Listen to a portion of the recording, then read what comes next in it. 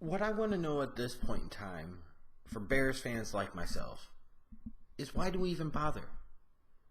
Why do we even bother getting hyped up like these Bears-Packers games or any type of big deal whatsoever?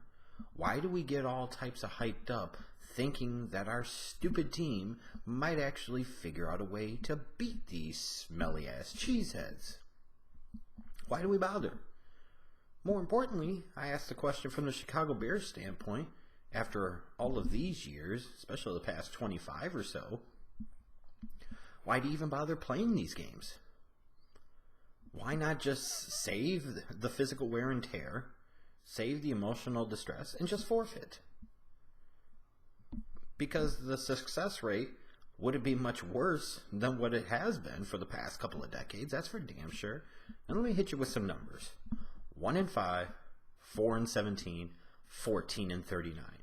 Do you know what those numbers represent? Well, I'm going to tell you. 1-5.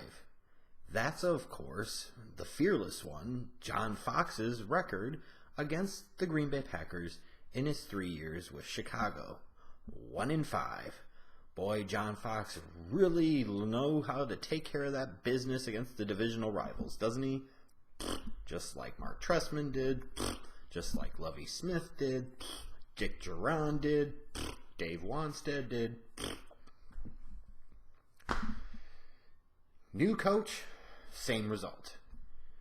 4-17, what does that mean? Well, including the NFC Championship game at the end of the 2010 season, that's the Bears' record against the Green Bay Packers since 2008. Over the course of 10 seasons, the Chicago Bears have played the Green Bay Packers 21 times when it counted, and have won exactly 4 of those. And if you're checking, that's less than 20% as a winning percentage. That's not good. If this was baseball, it would even be below the Mendoza line. That's how doo-doo this is. And that last number, 14-39, what does that represent? That represents the Chicago Bears' one-loss record against the Green Bay Packers since the 1992 season, which ironically enough was the first season with Brett Favre in Green Bay as the starting quarterback. 14-39. 14-39. 53 games, and the Bears have managed to win 14 of them. Now, for me, as a little kid in the 80s, I took it for granted that the Bears are going to beat the brakes off of the Packers twice a year. It's the way it used to be. It was kind of the rightful order of things. And the Bears, in terms of the overall history of the rivalry over the years, had a massive lead in the win-loss column. Well, poof, that's gone now because, of course, after this many years of complete and total ineptitude against the cheeseheads from Lambeau, the Green Bay Packers now lead the all-time series. And the Bears, 2.5 decades ago, had such a massive lead in the win-loss column that it would take years upon years upon years of completely crapping the bed against the Packers for that to change. And that is exactly what we've gotten. Now look, I will be the first one to say, in the grand scheme of things, this Bears-Packers rivalry doesn't mean a damn thing in the current NFL. It's not even a rivalry. It's a complete and total one-sided domination.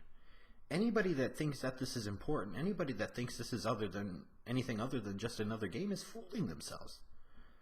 In the grand scheme of things, why would Packers fans care other than the fact that they know they're about to get pretty much a guaranteed victory twice a year? From a Bears fan standpoint, other than the frustration of yet again watching your team getting swept by the Packers in the season series yet again, which we've seen far too often over the past 25 damn years, why would you get excited about this game? The Bears are not even close to the Packers' biggest rivals at this point. Minnesota, Detroit have far surpassed the Bears in the Packers' eyes. The Cowboys have far surpassed the Chicago Bears. The Bears are insignificant and inconsequential in the grand scheme of things. So I don't know why, as Bears fans, we bother wasting our time getting excited about it, treating it like it's a big deal. Frankly, even watching the game, and again, I don't even know why the Bears bothered to show up and play the games. Because the success rate wouldn't be that much. much different. You might as well just forfeit and move on to the next week and think maybe one year you can actually beat them twice. Just completely and totally unbelievable. Like, it's one thing if you want to say over the years that the Packers have had some very, very good teams in the 90s and in this most recent decade, and that is absolutely true. So it's okay in the natural flow of things, in the ebb and flow of a rivalry, that there are going to be up times and there are going to be down cycles. And that's fine. That's the way it's going to happen. But this is not a downward cycle. This is a valley that this Bears organization just can't dig itself out of over the past 2.5 decades. I mean, this is embarrassing. Absolutely, completely, and totally embarrassing. Now, if the Bears lost to the Packers twice a year and went on to win a couple of Super Bowls during my lifetime, who gives a crap? It kind of comes down to like the Cubs and White Sox thing when they do that stupid Crosstown Classic every year. I don't care if the White Sox sweep the Cubs. If the Cubs win the World Series, who the hell cares? The White Sox are inconsequential and don't matter two beans unless the Cubs are facing them in the World Series. Now, I know a lot of Chicago people get tied up in they love the Cubs or they love the Sox and they hate the other team. In the grand scheme of things, again, who gives a crap? Because it's not really a rivalry, other than the fact you're in the same city, but they're on entirely different planes. It's entirely different things. And that's the truth. I don't care when the Cubs play the White Sox if the White Sox beat the brakes off of them. If the Cubs make it to the playoffs and end up winning the World Series, that's what matters now. Because the Cubs are in that position now where that is what matters. The White Sox are now in the Cubs mode of trying to rebuild and da-da-da-da-da. So when I look at the Bears, I don't get that caught up. Sure, it would be great. It would be wonderful for them to beat the Packers once a year. Sometimes it's get crazy, get nuts twice a year. But if they didn't, but they were contending every year in the playoffs, they were making it to the Super Bowl, they won a couple of them, who cares? But of course, they're not doing that. So as long as they're not doing that, one of the few instances of mini gratification that I could get through a season would be to see this team beat the Packers maybe once or twice. I mean, that's all I'm saying. And it comes down to very simply this. You know, when you look past the superior front office, the superior head coaches over the years, you obviously look at the quarterback position. And the Packers have had two primary ones, and that was Brett Favre, first ballot Hall of Famer, and then Aaron Rodgers, future first ballot Hall of Famer, where the Bears' two primary quarterbacks for a good portion of this run of ineptitude against the Cheeseheads was Rex Grossman and Jay Cutler, and all the other names before, during, and in between, and now after. And maybe there was a foolish hope for me that with Mitchell Trubisky, the young kid, the second overall pick that Ryan Pace foolishly traded up for, that, you know what, maybe his first time facing Green Bay, no Aaron Rodgers, maybe the Bears get this trivial victory, and it's something to build on. But of course, the Bears couldn't even get that right. Like, Aaron Rodgers wasn't even there playing. He wasn't even in the game. Brett Hundley, who has been terrible so far in his somewhat limited action, looked much better against the Bears because, of course, a Chicago team would make a second-rate guy look like a stud. And while maybe that's a strong word to say Brett Hundley looked like a stud, he looked better than Trubisky to me on Sunday, that's for damn sure. Leave it to the Bears to not be able to figure out a way how to beat this wounded team. This team that had absolutely no momentum, taking on a Bears team that has played good teams very tough. And again, without Aaron Rodgers, the Packers, the whole dynamic of that team changes dramatically. A team that lost its top two running backs during the game, and first Aaron Jones and then later on Ty Montgomery. And it didn't matter. Because of course it wouldn't matter. You know it's bad with how things are going for the Chicago Bears. Not with just the Bears-Packers rivalry in general, but specifically this season, when the commentator Chris Spielman specifically is calling out that this team's offense on first, second, and third down is run, run, pass, run, run, pass. Why would you ever get fooled? That's all they ever do. A thank you.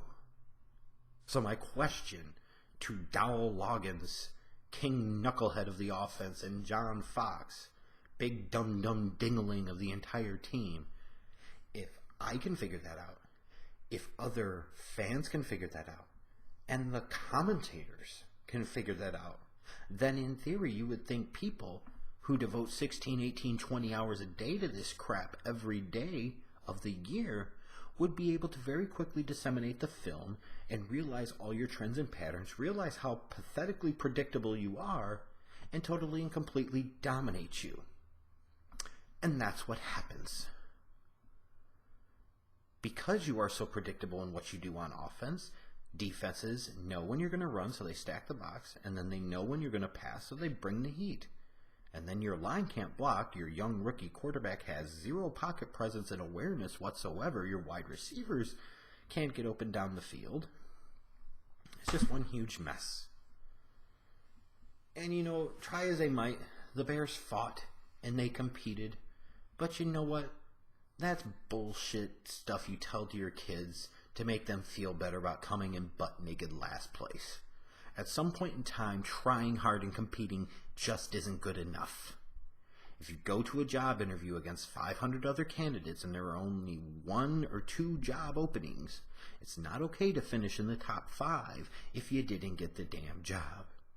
You could have put forth your best effort and given it the good old college try, but your ass is still going to be eating ramen noodles and hot dogs or buddy lunch meat for the next several weeks because you failed. And at some point in time, it comes down to results. And I'm sick and tired of this fucking team and their lame-ass results against the Green Bay Packers. It annoys me to no end that the Bears are a complete joke to the Green Bay Packers. It irritates me in every part of my being, knowing that many Packers fans that proclaim to be Packers fans only actually hopped on the bandwagon in the mid-90s when the team had finally gotten good for really the first time in 2.5 decades. And some of the Packer fans that want to challenge me on that, go fuck yourself, because I know I am right. It irritates me to know that these bandwagon hoppers get to celebrate world titles and get to celebrate Hall of Fame quarterbacks and being a consistent, contending, relevant, viable team every single year. And meanwhile, the Bears just can't stop themselves. And if you want the perfect epitomization of everything that has been the Chicago Bears against Green Bay Packers over the past 2.5 decades and what is now shaping up to be the failure of the John Fox era, leave it to John Fox on the 3rd and long play where Benny Cunningham makes a great play and at least if anything else gets the first down. After having people upstairs watch the replay, being able to see the replay in the stadium, John Fox, of course, throws the challenge flag. Now, what do you think happened? Do you think the challenge was successful? Well, technically, according to the letter of the law, yes. He challenged the spot because he thought Benny Cunningham had crossed the plane and scored a touchdown. But whereas you would look at it and you'd say, even Chuck Pagano wouldn't screw it up that bad, John Fox said, hold my beer, dude. And of course, he failed to realize that Benny Cunningham was fumbling the ball. It hit the pylon. That means a turnover, a touchback. Because that's John Fox. Chicken shit football and stupid ass decision making. And while you will have Hub Arkish and other knuckleheads, other guys that appear to be, or we know to be at least somewhat on the Bears payroll, and look, here's my thing. If that's your thing, great. But don't pretend like you're an incredibly credible journalist, because you clearly have some biases.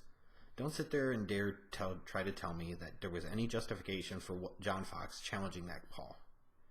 Because it either is one of two things. Either A, John Fox can't see on the replay in the stadium and decided to throw the challenge flag anyways when he really didn't need to. So it calls into question his situational awareness and his understanding of the game and the momentum and so forth at that point, and what could have potentially been at risk. Or B, if you want to say, you want to use the line of, well, that call came from the coaches up in the booth.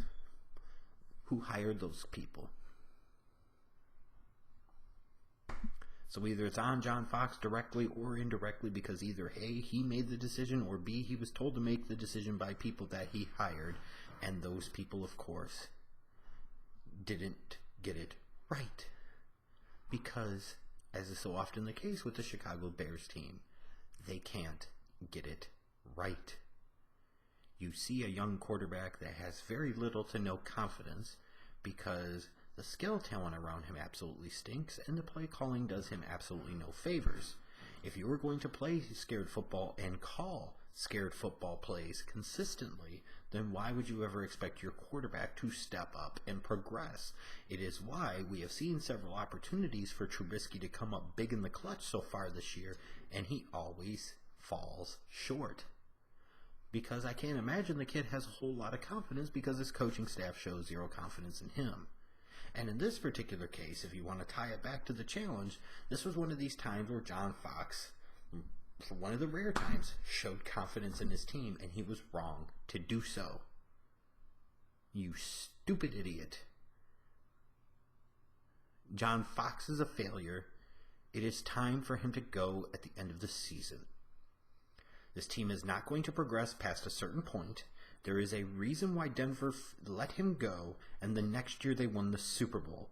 If anybody doesn't understand that, get it through your thick skulls now.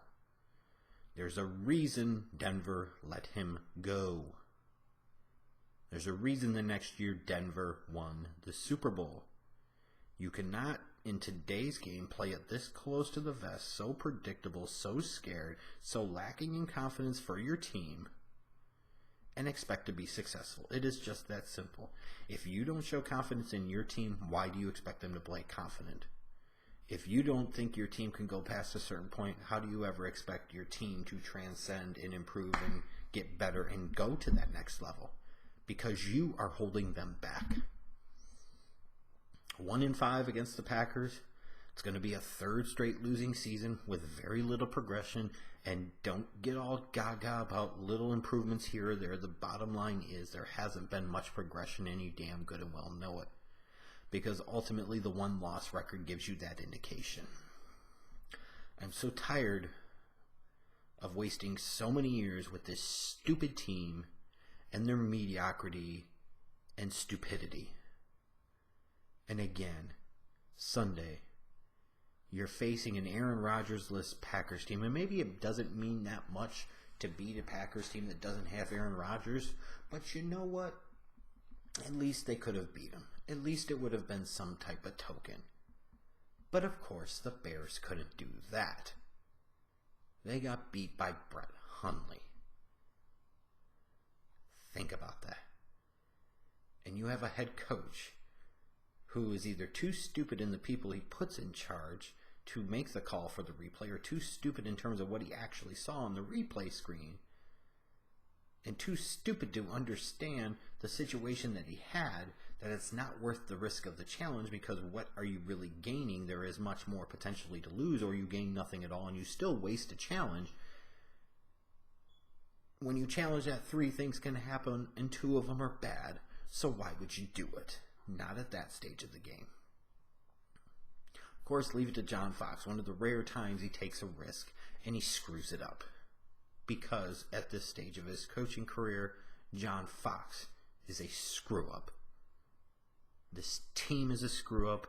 Their recent history against the Green Bay Packers has been one big screw-up.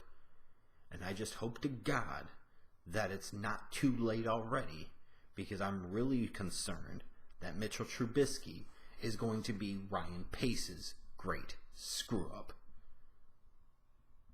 Don't let the final score fool you. This game wasn't that close. It was another 3 hours wasted on a Sunday, which has pretty much been the story of the Bears facing the Packers for the past 25 damn years now.